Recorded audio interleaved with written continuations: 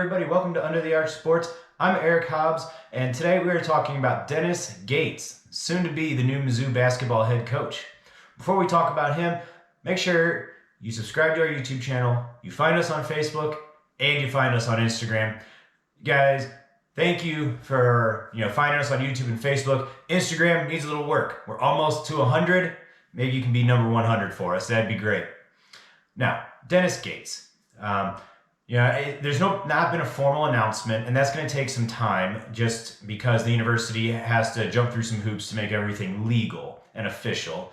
But for all intents and purposes, this is done. The board of curators has to meet, and they have to give the approval and this, that, and the other. So that it'll take time, but it's done. A little bit about Gates. He is 42 years old. He is from Chicago originally. He played his college ball out at Cal Berkeley, and when he was done there, he worked for the Clippers for a little bit in a player development capacity. And after a little bit of time there, he got back into coaching in college, and he bounced around for a couple of years, going to Florida State, Marquette, Northern Illinois, but then he went back to Florida State, and he was there for 8 years under Leonard Hamilton, and there's a lot of Leonard Hamilton influence in his coaching style, his philosophy towards the game. So when you look to Florida State, I think that's what we're going to see out of Mizzou basketball, or at least that's what Dennis Gates is going to try and emulate. He just finished up his third year as the head coach at Cleveland State. They're in the Horizon League. So they were garbage before they brought in Gates. Cleveland State was. They were 40-89 in the 4 years prior. They brought in Gates. Year one, not so great, 11-21. But years 2 and 3, conference champions, and overall record for Gates 50-40. So on the surface, doesn't jump off the page, but the guy got hired 3 months before the season started in 2019, so he had absolutely no time to bring in his guys. And year one was a struggle, but ever since then he's won the conference, and he's also the 2-time defending Coach of the Year for the Horizon League. So he's highly thought of in the conference. As far as Dennis Gates at Mizzou, there have been those who have said, this is we're replacing a defensive-minded guy with a defensive-minded guy, referring to Konzo Martin, and it's not entirely wrong. Definitely, there is an emphasis on defense. It's not going to be high-flying, up and down the court, fastest 40 minutes of basketball. That's not what we should expect to see. We should expect to see an increase in athleticism. That's something Florida State was known for when they were in their prime, and I think that's what we're going to see Dennis Gates try to do for Mizzou. One thing that is interesting for Dennis Gates is he was one of 3 coaches to offer Trevor Brazile a scholarship. So, talk about keeping players. Kobe Brown and Brazile, they're viewed as, the 2 that really need to stick around. Everyone else, it can be a debate. But the fact that there's an existing relationship there definitely helps in terms of efforts to keep Brazile with the Mizzou program. So that's a good thing. As far as assessing the hire, there's no such thing as a home run in this coaching scenario. Early on in this process, Dana Altman's name was thrown around, the coach at Oregon, and that was something where his name pops up a lot. There's never anything to it, and I think that was what was going on here. There were just maybe little bits that made it seem more plausible. That being, he's a Midwestern guy. Okay, great. Well, once you got past that, I know some people want a Rick Pitino. That's not realistic. He's not leaving Iona ever. Travis Ford of SLU. No, I mean, come on. No one wants him. He could have left SLU 3-4 years ago if anybody wanted him, but he's still there. Todd Golden of University of San Francisco, he was my number one candidate personally. And the reporting I saw suggested that Mizzou was very interested in him, and then Florida came in. And let's be honest with ourselves. The Florida basketball job is a better job than Missouri right now, and it's hard to get. That's a hard thing to change.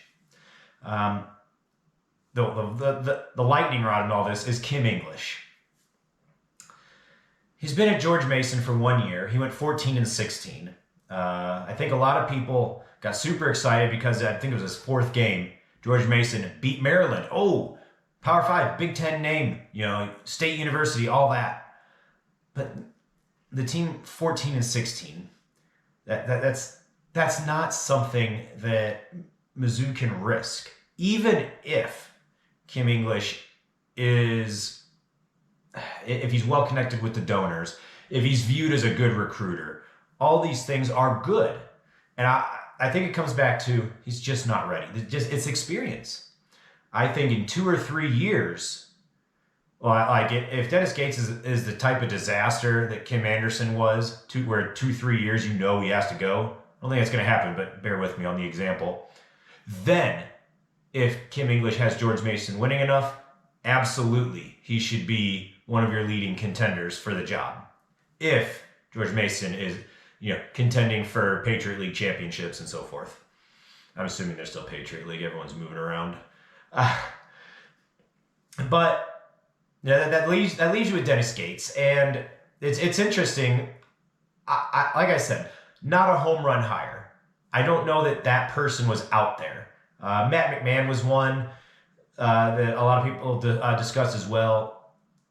Yeah, there's a bit of a history of Murray State coaches getting hired to somewhere else and not doing well. I know Mick Cronin is kind of an exception, but it's the exception, not the rule. There have been other guys who have not had the same success. So that was viewed as not automatic. And how late do you want to go into the calendar year? You're trying to get this done.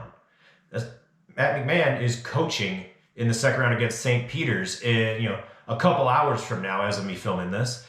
And if they win, by the time you watch this, you'll know. If they win, then they've got basically another week of prep. Was Mizzou willing to wait that long and let other coaches get hired just to get McMahon? Did they view him that much higher than Dennis Gates? Apparently not. What I've seen has been more negative than positive on social media in terms of reaction, and I just don't get it.